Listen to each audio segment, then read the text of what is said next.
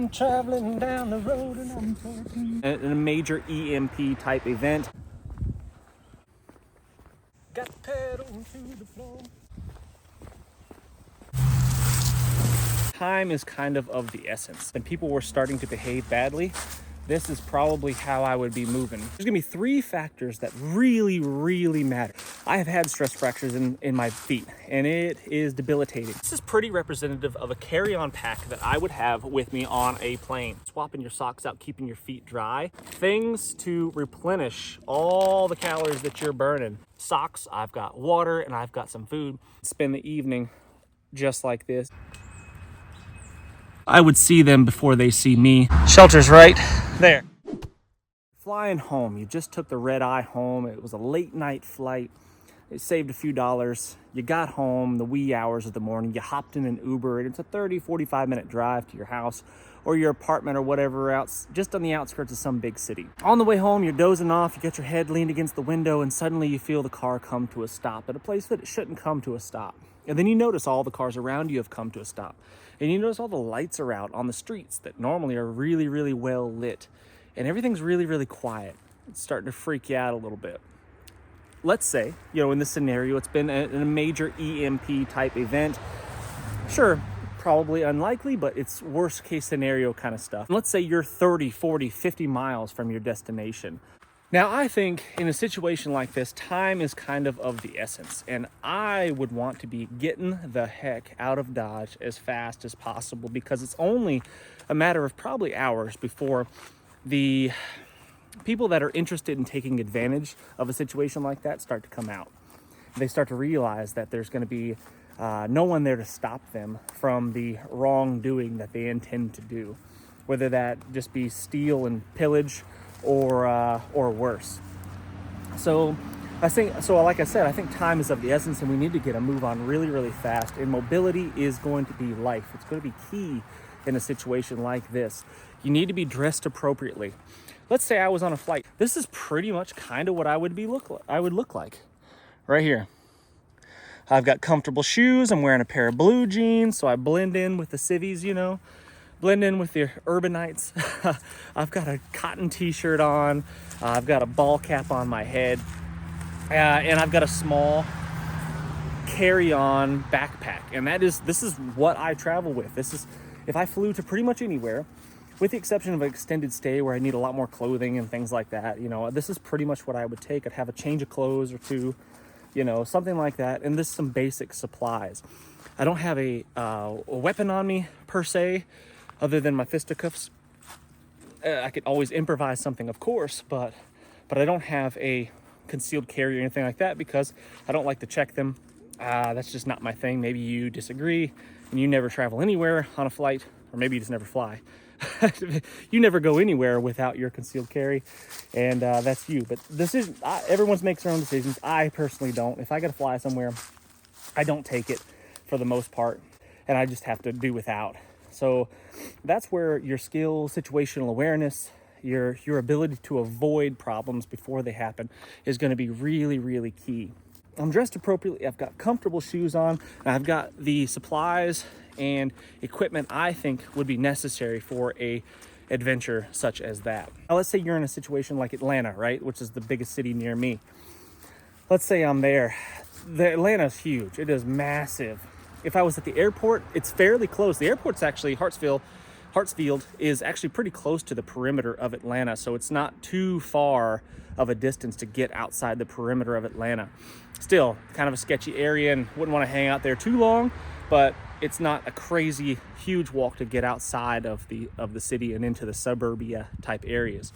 So that's what I'd be doing. I'd be beating feet as quick as I possibly can, and I'd be as fast. I'd take the roads initially until I sensed possible danger and things were starting to heat up, and then I would skirt along the edges of the roads as much as I possibly could. Easier said than done, especially in urban, suburban type areas, but having a planned route ahead of time is really important. But having a map of the area is also important, so you know kind of where the back roads are, and you can navigate from point A to point B without hopefully confronting a lot of issues. I'd be skirting, I'd be hand railing roads like this so I could stay kind of on the outskirts, just like this. And I could be moving along. It's slower, it's more tedious, it's harder walking. But if things were heating up and people were starting to behave badly, this is probably how I would be moving. Smooth, quiet, you know, just trucking along through the wood line right here, just on the edge of the road. And I'd be paying attention, looking out, you know. I'd have to probably cross the road from time to time because I might run into a house or something up ahead of me, like I would in this situation. There's a house, you can't quite see it, but there's a house right up here. And maybe I would have to cross the road just to avoid it. Good places to cross the road, look for game trails. Right, here's a game trail right here. You probably can't see it on camera, but there is a game trail right here that goes this way, goes up that way, and crosses the road right there. So deer are sneaky, and they know good places to cross the road, despite them getting hit by cars a lot. That's a separate issue. But they know the sneakiest places to cross the road where they're most likely not going to be seen. And crossing the road on a game trail, not a bad idea. So let's say I was beating feet and I'm trying to cover distance. I'm trying to get there as fast as I possibly can. There's gonna be 3 factors that really, really matter. You could carry all the gear and all the equipment under the sun. But in my opinion, the lighter, the better. The less crap you have to carry, the easier that walk home is going to be. The less burden you're going to have on your body, the less fatigue you're going to feel, the less injuries that you're going to start accumulating, like blisters, stress fractures. I have had stress fractures in my feet, and it is debilitating.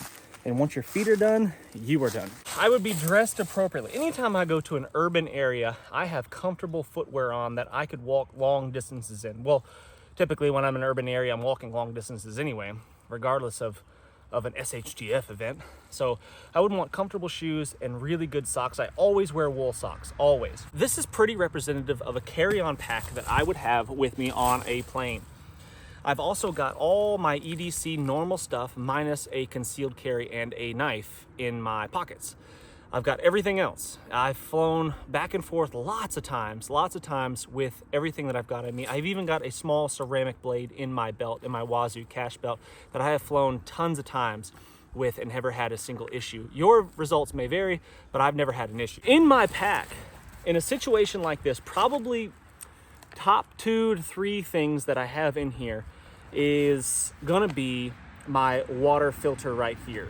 I have alternative ways to get water, but this one is the easiest and most convenient, a Grail water filter. This thing is awesome because it not only gets rid of waterborne pathogens, it will get rid of chemicals that you'll most likely experience in an urban area. So I can get fountain water, I can get water out of the ditch, I can do whatever I need to. I can find whatever water source is available, and I can purify it with this right here. Next on the list in order of importance, is probably going to be a spare set of socks right here. Because if you don't take care of your feet and you're not swapping your socks out, keeping your feet dry, you're going to start to develop blisters, hot spots, and then they turn into blisters. And those can be really debilitating, especially if you've got multiple days of travel ahead of you. So having spare socks like this, or a couple pairs of spare socks, is going to be crucial. Absolutely crucial. Spare clothing, I think, is important too, but especially socks. And then third thing on the list is gonna be calories. If you don't have calories, things to replenish all the calories that you're burning, you're gonna run out of steam really, really fast. If you're not replacing electrolytes, that's something I need to add to my pack, actually. I just drank them, is an electrolyte replacement. If you're not replacing that stuff, your muscles will start to cramp up and your body will fatigue to the point where you can't continue any longer. Inflammation gets worse.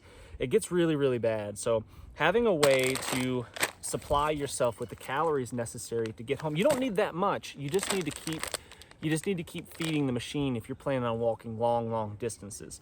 You're going to lose some weight for sure, no question. But you can't make really, really long distances without some sort of replenishment. Gore-Tex rain jacket around my waist right here that I pretty much always travel with, something like that, some form of protection. So as long as I'm dressed appropriately, I can protect myself from the elements. And I have socks, I've got water, and I've got some food. I can get myself from point A to point B. Solid first aid kit, definitely important. You just never know what's going to happen. Auto accidents, collisions, people acting badly. You just don't know. This is my OSH kit.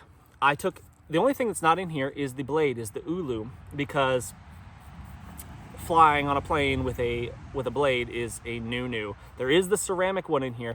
I have pretty much all this stuff minus the shelter sheet. There is a Mylar blanket in here, and there's some Wazoo fire cards.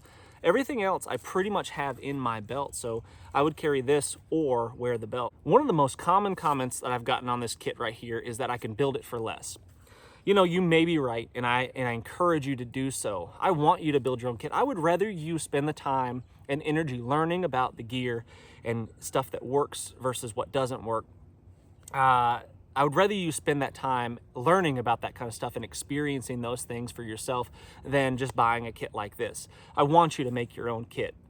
However, if you don't have the time and you want something that actually works and you don't have to go out and field test it per se, then I think this is a solid choice. But I'm a little partial, I guess. I've got a lot of small supplies in here, and this is a backup way to purify my water. I can boil it in here if I had to. In this type of situation, I'm not gonna want a campfire. I'm not gonna be wanting to do that. I wanna lay low. I'm just gonna be trying to get from point A to point B if I have to stop and rest. Now, let's say I've been walking all day. I've covered 20 plus miles, right? I would probably want to, or need to rest. Maybe I wouldn't want to, but I would probably need to rest my body a little bit, get a bite to eat, rehydrate, and rest my body so I can continue moving the following day. Moving at night, moving at during the day, that's debatable depending on the situation, but I have my feelings on that. But anyway, moving on. If I needed to stop, I would look for a spot kind of like this. So the road is right there, and there's another road right here, and there's a house right there actually. But, well, I'll show you in just a second, but if I was up there on that road, there's no way I would see this spot right here because of the terrain, right? I've got varying terrain, the micro terrain here. I can hide behind vegetation, and the hill itself is blocking anybody's view from this spot right here. So I could lay down right here, lay low for a while. Car just went by. You can't see the car, so they most likely can't see you. But anyway, if I needed to bed down here for the evening, I've got some extra clothing. I've got like a wool cap and stuff in my pack to help insulate me from a cooler evening. Especially if I'm sweaty and wet and stuff like that, it's a good idea to have some spare clothes. But anyway, I could put on my rain jacket, and then I could crawl into this SOL Escape Bivy. I like these a lot because they're fairly durable, and they don't weigh anything. They're super lightweight. They don't take up much space in your pack. And it's the easiest, probably the most low profile, sneakiest shelter that you can get. You just unroll the thing. It's lined with Mylar like that, so it's gonna reflect some of your body heat back to you. And it's not a sleeping bag, so don't get your hopes up. It's not like that. It's not like you're gonna be good in 30 degrees sleeping in something like this. I mean, you may not die, but you won't be very comfortable. But it will, if you put a sleeping bag inside this will help the sleeping bag out, another 10 degrees, maybe a little more.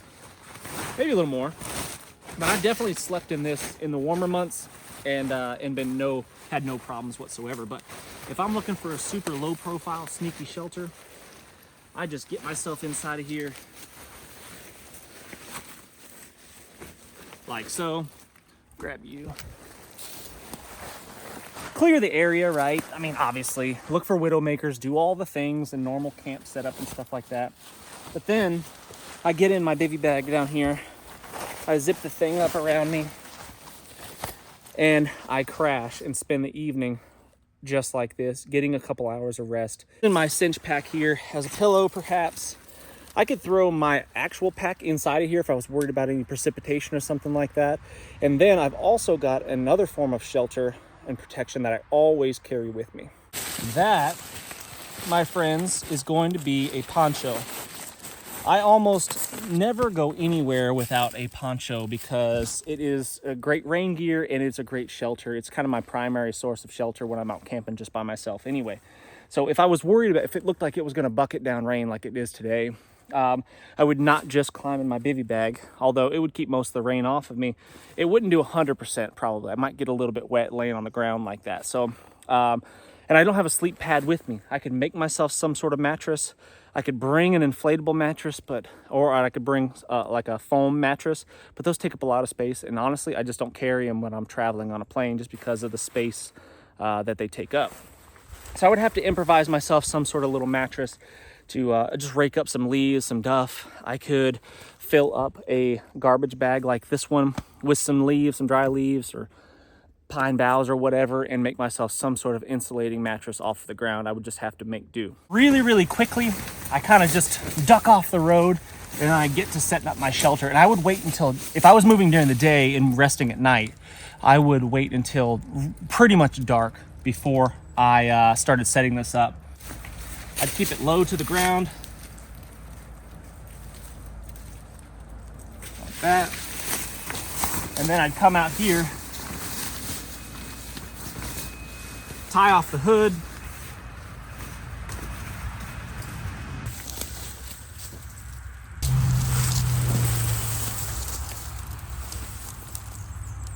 one of the things I like to do is just prop up the center of my tarp right there using just a small sapling like this one. I'll just bend it over, and that springiness of the sapling suspends my shelter up and gives me a little bit more room. So there we have it. I take my kit and I throw it in there. Camp is made. Now I'm protected from the nasty weather.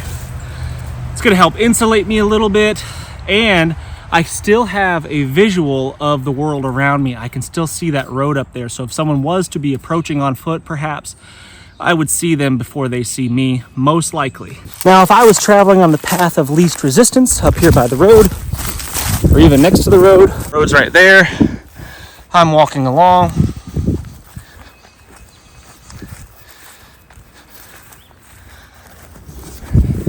Because of the location, if I get a little closer, see it? Shelter's right there. Right? Really difficult to see because of the location. It's a camouflage shelter, it's low to the ground, and it's in a very secluded spot. So that is all those factors are working for me to keep me hidden, and I can lay low and get myself some much needed rest before I move on the next day. I like to keep spare clothing and stuff in this waxed canvas bag, this cinch pack from P&W, because it will help keep things dry inside of my pack. And I also have the poncho, so if it was raining down on top of me, I put the poncho on and drape the poncho over top of my kit, and everything stays dry. This is a sniper's veil, which helps me camouflage into my environment regardless of the clothing that I choose to wear in an urban environment, like a gray t-shirt or something like that, or a brighter color perhaps. I can drape this over top of me and disappear really effectively. Like I said, I've got my wool cap in here to help insulate me from the cold if I should have to sleep out unexpectedly. I've got some cut resistant gloves. I've got a bandana multi-purpose cloth right there from Wazoo Gear. And then I've got myself a inexpensive Baofeng radio. So if my phone wasn't working and I wanted to know, just listen to AM radio perhaps and figure out what the heck is going on, right? You're left in the dark, literally and figuratively. You don't know what's going on. You're left in the dark. So having a way to get some intel, get some info on the world around you is really helpful, if not just for the sheer comfort of it. So a radio like this one, I think, is important. Or some maps. These are just some pages ripped out of a atlas, a road atlas. It's Atlanta and it's the state of Georgia. So with this map right here, although it's not extremely detailed, I would know where the major roads are, and I could kind of skirt along those major roads. I'm looking into getting some more detailed maps because unfortunately I do travel to Atlanta quite a bit, and I'm trying to up my navigation game. And my friend Bill Stoker from Stokermatic, if you're not following him on YouTube, make sure you do. Stokermatic, he is the land nav guy. I'm actually taking a class with him this weekend with my son. But anyway, he's told me that I can print off some really detailed maps of very specific areas that I choose. So I'm going to be doing that for future reference. And along those same principles, let's say that the scenario was the EMP. You know, we all use our phones to navigate, but if our phone wasn't working anymore, do you have a compass and do you know how to use it? I'm decent with a map and compass. I'm not good. So like I said, that's why I'm working on it. I think I could find my way out of a city for sure with the map and compass, but I want to get even better where I can really pinpoint locations if I need it. From here, after I had got myself a little bit of rest, got myself a little bit of sleep, I would be beating feet down the road again. And I think that having forethought, having thought about these scenarios ahead of time, I think is a really, really smart plan, because you just don't know. And this is kind of a worst case scenario, right? You know, everything is shut down, chaos, the fire, everything is on fire, things are blowing up around you. People are freaking out, robbing, pillaging, and doing all the things. Yeah, worst case scenario, of course, but if we train and we practice to that worst case scenario above what we might actually experience, then I think when the real thing comes, and it's, you know, maybe not that bad. Hopefully, all things considered. Guys, I'd love to hear what you think about this in the comment section. Tell me what your plan is. If you work in an area, you work in a city, or you travel regular, what's your plan? You know, do you have a plan? Have you thought about these things? Would you be just out of luck and be reliant upon the good graces of a helpful Samaritan, perhaps? I don't know. Can't wait to see you on the next video, friends. Please hit that thumbs up, subscribe if you haven't done so already.